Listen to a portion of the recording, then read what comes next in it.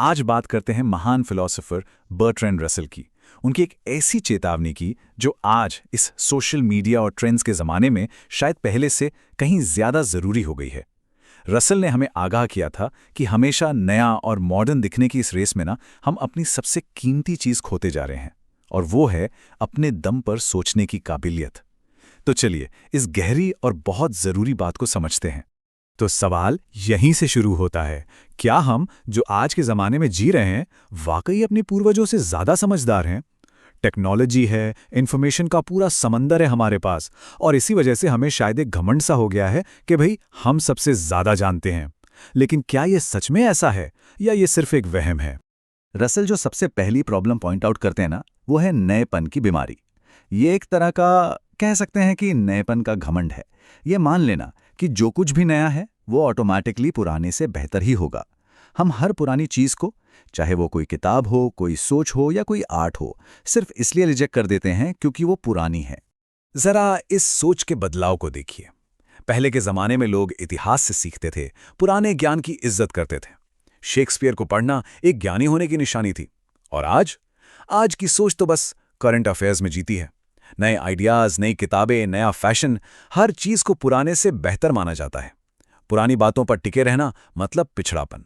मतलब ज्ञान कोई फैशन थोड़ी है जो हर सीजन बदल जाएगा। ये रसेल के एक्सपीरियंस का एक बड़ा सटीक उदाहरण है। एक क्रिटिक ने एक किताब को सिर्फ इसलिए बेकार कह दिया क्योंकि वो कुछ दशक पुरानी थी। वो ये भूल ही गया कि टाइम का पहिया तो घूमता ही रहता है, और जो आज ट्रेंडिंग है ना, वो कल पुराना हो ही जाएगा।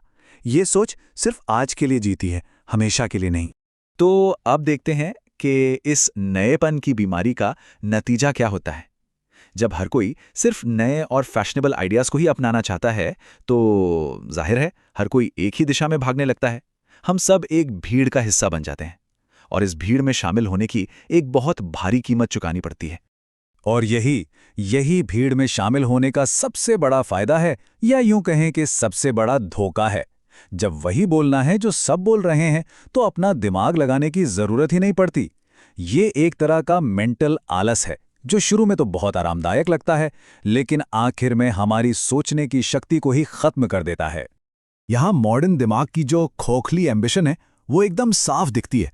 मकसद सच्चाई खोजना नहीं है, मकसद तो बस ये अंदाजा लगाना है कि अगला ट्रेंड क्या होगा और उसे सबसे पहले अपना लेना है। ये कोई ज्ञान की रेस नहीं है, ये तो बस अपने आसपास के लोगों से एक कदम आगे दिखने की होड़ है। रसल यहाँ एक कमाल का मेटाफर इस्तेमाल करते हैं। वो कहते हैं कि पहले बड़े बड़े शब्द गहरी सोच के बाद गढ़े जाते थे, सोने के सिक्कों की तरह कीमती, और आज वो सिर्फ कागज के नोटों की तरह हो गए हैं, जिन्हें हम बिना उनका मतलब समझे हवा में उछालते रहते हैं, सिर्फ खुद को स्मार्ट साबित करने के लिए। लेकिन सवाल तो ये है कि आखिर हम ऐसा करते ही क्यों हैं? हम अपनी पर्सनल सोच को छोड़कर इस भीड़ की सेफ्टी क्यों चाहते हैं? रसल के हिसाब से इसके पीछे कुछ गहरे और अक्सर डरावने कारण हैं। रसल 3 मेन वजह बताते हैं। पहली, दुनिया इतनी तेजी से बदल रही है कि कुछ भी परमानेंट नहीं लगता। दूसरी, युद्ध और आर्थिक संकट जैसी बड़ी बड़ी घटनाएं हमारी पर्सनल जिंदगी पर सीधा असर डालती हैं, जिससे एक असुरक्षा की भावना पैदा होती है। और तीसरी, ईश्वर, सत्य और सौंदर्य जैसे ऊंचे आदर्शों पर हमारा विश्वास खत्म हो गया है, जो पहले लोगों को एक सहारा देते थे। जरा ज्ञान के बदलने की रफ्तार को देखिए। न्यूटन के नियम सदियों तक टिके रहे, फिर आइंस्टाइन आए, और आज तो ज्ञान इतनी तेजी से बदल रहा है कि कोई भी साइंटिस्ट एक बड़ी किताब लिखने की हिम्मत नहीं करता। उसे डर है कि जब तक किताब छपेगी तब तक उसकी खोज पुरानी हो चुकी होगी। इससे गहरी बौद्धिक असुरक्षा पैदा होती है। और जब भगवान या सच जैसे बड़े आदर्शों से विश्वास उठ जाता है ना, तो इंसान के पास समाज के दबाव से बचने के लिए कोई ढाल नहीं बचती। अगर अपने से बड़ा कोई मकसद नहीं है, तो इंसान बहुत आसानी से भीड़ की राय का गुलाम बन जाता है। तो क्या इस अंधेरे का कोई इलाज है? रसल के मुताबिक हाँ है, लेकिन यह रास्ता आसान बिल्कुल नहीं है। इसका इलाज है अकेले खड़े होने का साहस पैदा करना, अपने दम पर सोचने की हिम्मत जुटाना। रसेल यहां प्रॉब्लम की एकदम जड़ तक पहुंचते हैं। वो कहते हैं कि असली मुद्दा पुरानी चीजों को रिजेक्ट करना है ही नहीं, असली संकट तो आत्मविश्वास का है। हम अकेले में अपने विचारों पर, अपनी अंदर की आवाज पर भरोसा करना ही भूल चुके हैं। तो इलाज क्या है? इसका तोड़ है एक अंदरूनी ताकत बनाना, अपने अंदर कुछ ऐसी वैल्यूज, कुछ ऐसे विश्वास रखना जो बाहरी दुनिया की तारीफ या आलोचना पर निर्भर ना हो। ये जानना कि हमारे अंदर कुछ ऐसा है जो आज के किसी भी फैशन या ट्रेंड से कहीं ज्यादा कीमती है। और इसे हासिल करने के लिए 3 कदम उठाने होंगे। पहला, चीजों को उनकी असलियत में देखना सीखें, ना कि इस चश्मे से कि वो फैशनेबल हैं या नहीं। दूसरा, सच की खोज को सबसे ऊपर रखें, अपनी सुविधा या पॉपुलैरिटी से भी ऊपर।